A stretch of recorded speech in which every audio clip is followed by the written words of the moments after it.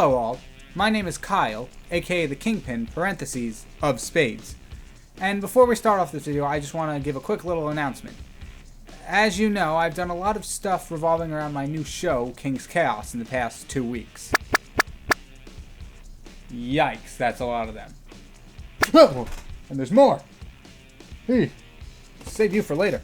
But today, I promise, is something completely different. Something completely, totally unrelated to King's Chaos. It's a nice little art project. We'll get to that in a second. King's Chaos, as a quick announcement, I just want to say, is now on Spotify and Apple Podcasts. The link is in the description to both of those below.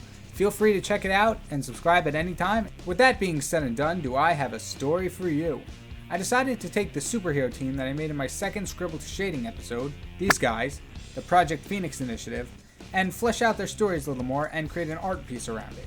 I've actually been using these guys quite a lot recently, mostly for school assignments, but I've also decided to create this portrait and tell a story around it. So, without further ado, please enjoy the Project Phoenix Initiative Team Alpha Mission 1 Bang. The members of Team Alpha had just finished recovering from their operations by top Project Phoenix Initiative doctors, and were given extensive training to hone their newly given skills. In addition, all 3 members have been told how to activate their powers. That is, what the use of their abilities will cost them. Sunflower had to drain the life force from other living creatures in order to heal herself or others. Heavy Metal, whose real name was Scott, had to break a bone for the metal coating around his skin to show up. And Danny Damage had to feel humiliated or embarrassed to activate his increased agility.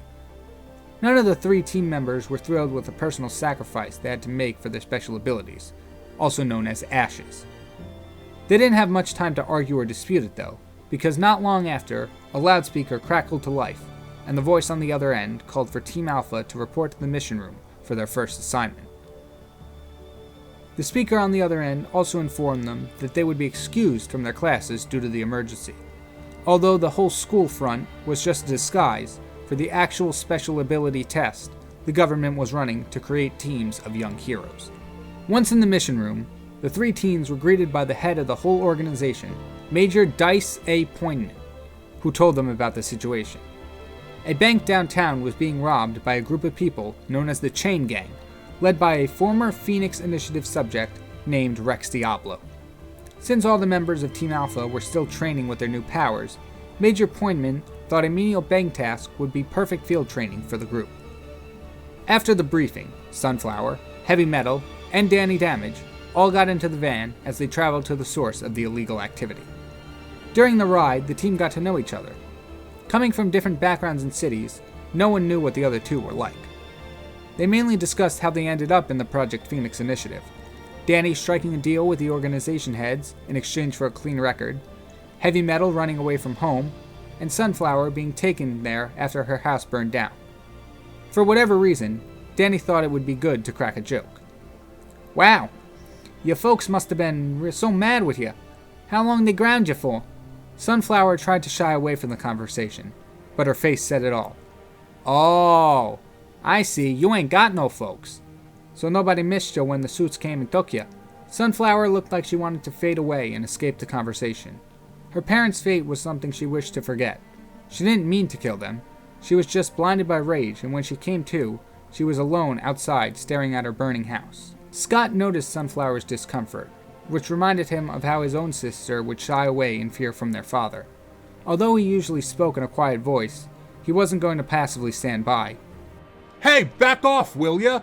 Can't you see this is a sensitive subject for her? Now shut up before I take those rubber sticks of yours and cram them down your throat."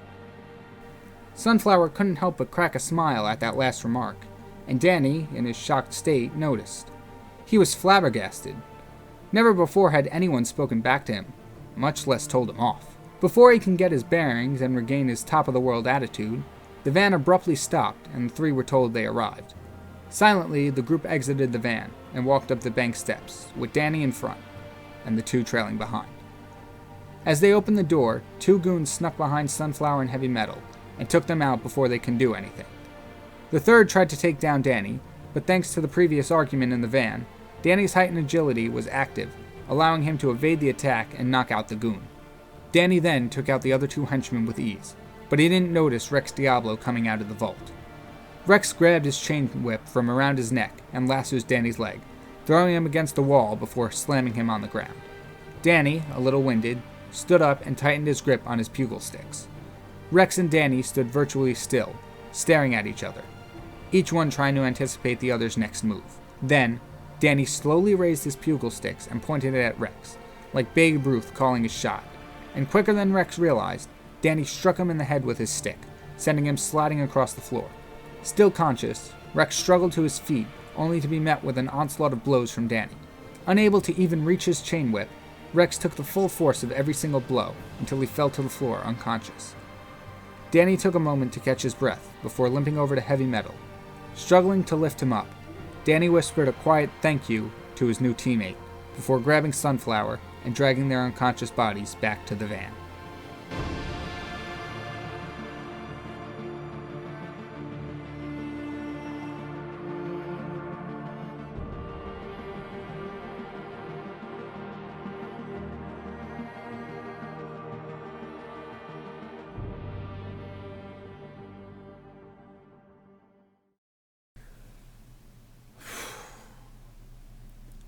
And there we have it. That is our final product of the bank heist scene. I still really don't have a name for this piece as a whole, but I'll just call it TPPIBS, the Project Phoenix Initiative bank scene. That could probably have a better name. Oh well, I'll think of something later. But I'm kind of like how it turned out. I think it's a very closed environment. Like the setting seems very closed off just because of how close the wall is to the other two characters. And I'm not too sure how I feel about the gradient and the skyline in the background. That was really an afterthought, just so we didn't have pure white windows. But it's not really the focus of the piece, so I didn't spend too much time on it. But I still think I could have put a little more, like more detail or something into it. It's just not as great as I wanted, but I don't think it's something I should lose sleep over. Other than that, I'm kind of proud of it. I like how the colors turned out. The texturing was something I was a little worried about, but I think the bricks especially came out really nice. The wooden floor isn't too bad, and the marble looks really good as well. But I hope you all liked it as well. And if you did like the artwork, or like the story, or like the video as a whole, feel free to drop a like showing me you did. Subscribe down below, and check out my socials where I'll be posting art and other pictures. And like I said in the beginning of the video, check out King's Chaos now on YouTube, Spotify, Apple Podcast, and Anchor as well. I'll put that link as well. So there will be technically 4 links for King's Chaos. So pick your poison. You got quite an option. But that's all I have for you today. Thank you all so much for watching, and I will see you next time. Goodbye.